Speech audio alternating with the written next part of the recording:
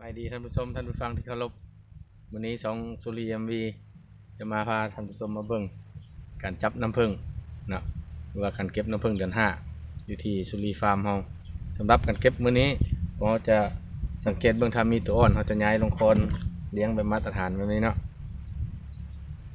แล้วมาชมเบิ่งว่าผึ้งของเฮาที่ว่าอยู่มา 5-6 เดือนละจะมีน้ำผึ้งหลายปานใดเนาะเชิญท่านผู้ชม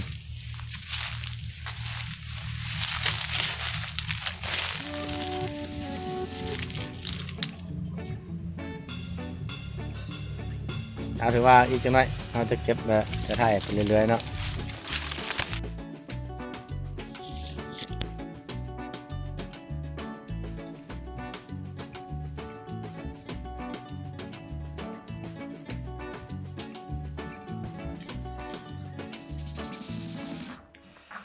หมูก็ยับออกมาแล้วหมูก็ได้เนาะ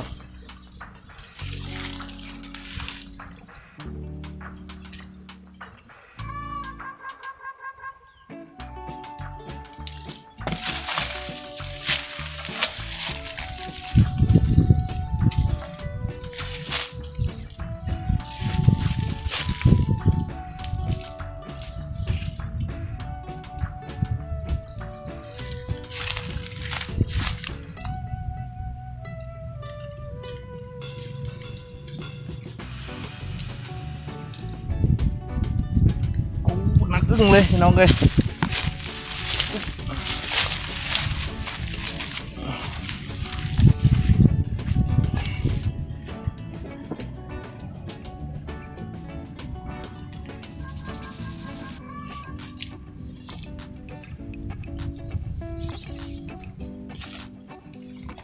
เดี๋ยวห้อง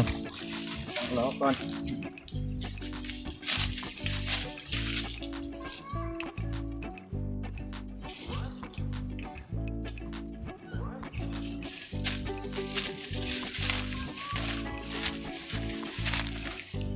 มันลุ้นว่าข้างในนี่จะมีน้ำไหลปานใดเนาะ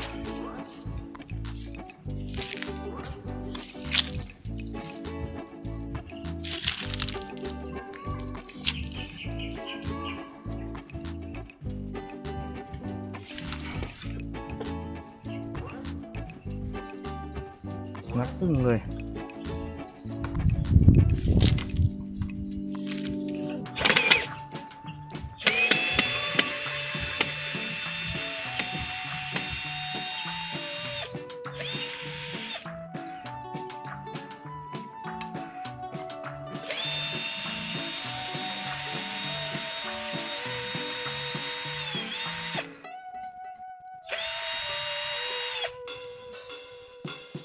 ตรงเพิ่นบ่อยากพอใจปานใดเนาะพี่น้องเนาะเหมาน้ำหวานเพิ่นว่ะ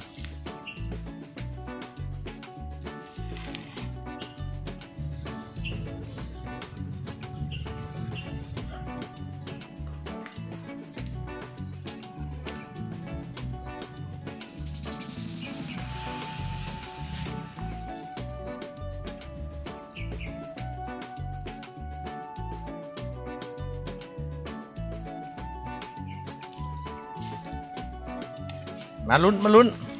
ตรงนี้กล้องว้าวจะใจเลยพี่น้องเอ้ย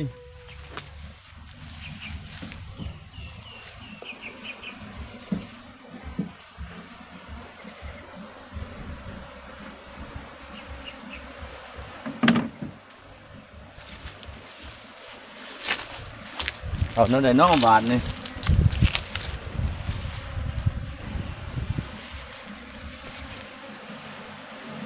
เต็มเลยถ่ายเป็นหุบไหมนะยุดจะถ่ายเป็นหุบไหมนะ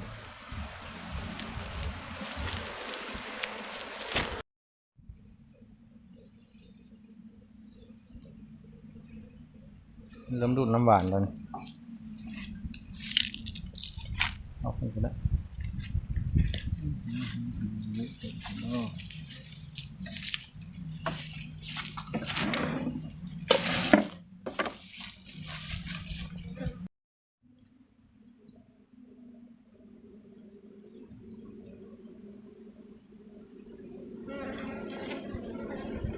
ครับเราไปหาเลยก็สิ